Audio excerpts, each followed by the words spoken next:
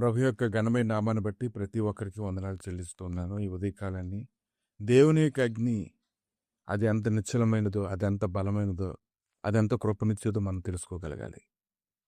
హెబ్రీయులకు రాసిన పత్రిక 12 అధ్యాయము 28 వచనం. అందువలన మనం నిశ్చలమైన రాజ్యమును పొంది దైవ కృప కలిగి ఉందము. ఆ కృప కలిగి వినయ భయభక్తులతో దేవునికి ప్రీతికరమైన సేవ చేయదము. ఇయాలి అనగా మన దేవుడు దహించి అగ్ని అయి ఉన్నాడు. ఆయన ఎలా ఉన్నాడో చూడండి. మన దేవుడు దహించి అగ్ని ఉన్నాడు. ఆయన వేటిని దహించి వేస్తూ ఉన్నాడు. ఈ ఉదయకాలాన్ని కానీ మనం ఆలోచన చేసినట్లయితే సర్వశక్తిమంతుడైనటువంటి జీవం కలిగినటువంటి దేవుడు సొదొమ గొమొర్రాల మీద అగ్నిగంధకాలను కుమ్మరించినప్పుడు అదంతా కూడా పూర్తిగా నాశనం అయిపోవడాన్ని మనం చూస్తూ ఉన్నాము.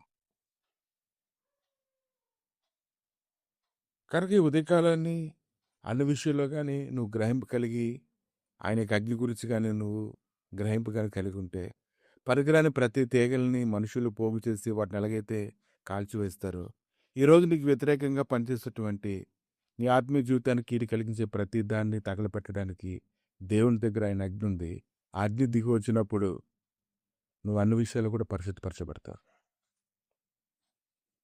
యెషయా గ్రంథంలో 6వ అధ్యాయము 1వ వచనం నుంచి కొన్ని వచనాలు చూసినప్పుడు ప్రవక్త తన అపవిత్రమైన నోటిని కలిగిన వాడిని అతను చెప్తూ ఉన్నప్పుడు దోదేతో ఒక అగ్నికణాన్ని తీసుకొని వచ్చి అతని నాలుక మధ్యించినప్పుడు అతడు పరిశుద్ధపరచబడ్డాన్ని మనం చూస్తూ ఉన్నాము. కనుక దేవుని యొక్క అగ్ని ప్రతిదాన్ని కూడా పరిశుద్ధపరుస్తూ ఉంది. అది క్షేమం కలిగిస్తూ ఉంది. మహిమకరమైనటువంటి సన్నిధిని అది తీసుకొని వస్తూ ఉంది. కనుక ప్రవక్త అయితే తెలుసుకుంటూ ఉన్నాడు తాను ఎలా ఉన్నాడో, తన స్థితి ఎలాగుందో అతను గ్రహించుకుంటూ ఉన్నాడు. అలా గ్రహించుకోవడం వల్ల అతను గొప్ప సన్నిధిని పొందుకునేవాడు ఉన్నాడు. మరలా తాను పరిశుద్ధపరచబడ్డాన్ని మనం చూస్తూ ఉన్నాం.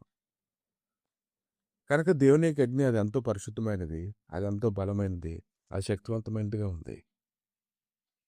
యెషయా గ్రంథం 6వ అధ్యాయం 4వ వచనంలో వారి కంఠస్వరం వల్ల గడప కమ్ముల పునాదులు కదులుచు మందిరం దోమం చేత నిండగా అయ్యో నేను అపవిత్రమైన పెదవులు గలవాడిని, అపవిత్రమైన పెదవులు గల జనుల మధ్య నివసించేవాడిను.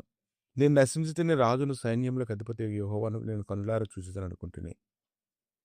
అప్పుడు ఆ శరాపుల్లో ఒకడు తన బలిపీఠం మీద నుండి కారుతో తీసిన నిప్పును చేతపట్టుకొని నా యొద్దకు ఎగిరి వచ్చి నా నోటికి దాన్ని తగిలించి, ఇది నీ పెదవులకు తగిలిన కనుక నీ పాపమునకు ప్రాయశ్చిత్తమాయను, నీ దోషం తొలగిపోయినా నిన్ను.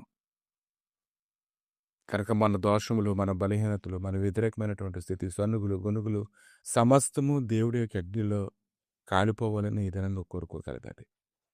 ఆయన అగ్ని చేత సమస్తమును పరిశుద్ధపరచువాడై ఉన్నాడు. అన్ని విషయంలో నేను బలపరచువాడై ఉన్నాడు. కనుక ఆయన అగ్నితో నేను అభిషేకించినప్పుడు పరిశుద్ధాత్మ ఆ మేరగద్దలు ఉన్నటువంటి వారి మంద మీదకి బలంగా దిగి వచ్చినప్పుడు వారు భాషలతో మాట్లాడుతూ ఉన్నారు. వారు మాట్లాడుతున్న మాటలు బట్టి అనేక మంది రకరకాలుగా మాట్లాడుతూ ఉన్నారు. కానీ దేవుడి యొక్క అగ్ని చేత వారు నింపబడినప్పుడు పరిశుద్ధాత్మ అగ్ని వలె వారి మీద దిగి వచ్చినప్పుడు వారి శక్తి నుండి ఉదయ సమరయ దేశంలో అంతటా సాక్షులు ఉన్నారు. కనుక ఉదయకాలాన్ని అగ్ని వంట ఆయన అభిషేకం కోసం నువ్వు ప్రార్థించు, నువ్వు స్తుతించు, ఆయన దగ్గర అడుగు. నీ హృదయం మీద ఎల్లప్పుడూ నీ హృదయంలో నుంచి అగ్ని మండుతున్నట్లుగా ఎల్లప్పుడూ అది మండాలి. అలా ఎప్పుడైతే నీ హృదయంలో అటువంటి మంట మండుతూ ఉంటుందో దేవుడు ఖచ్చితంగా నీకు అటువంటి అభిషేకాన్ని ఇచ్చి అన్ని పరిస్థితుల నుంచి నేను తప్పిస్తాడు. ఆమె ప్రభా ఇదిగో తండ్రి ఉదయకాలాన్ని నీకు పరిశుద్ధాత్మ అనేటువంటి అగ్ని ప్రతి ఒక్కరి మీద నుంచి పనికిరాని ప్రతి తీగలను కాల్చివేసి నీ మహిమ సన్నిధిని నింపమని దినదినం అభివృద్ధి చెందినట్లుగా సహాయం అనుగ్రహించి కృప చూపమని మీరే మీ శ్రేష్టమైన మహిమ కింద భద్రపరిచి బలపరచమని శక్తివంతమైనటువంటి పరిచర్య చేయటకు ప్రతి ఒక్కరికి కృప దయచేయమని యేసు నామములు అడిగి వేడుకుంటున్నాను తండ్రి. ఆమె.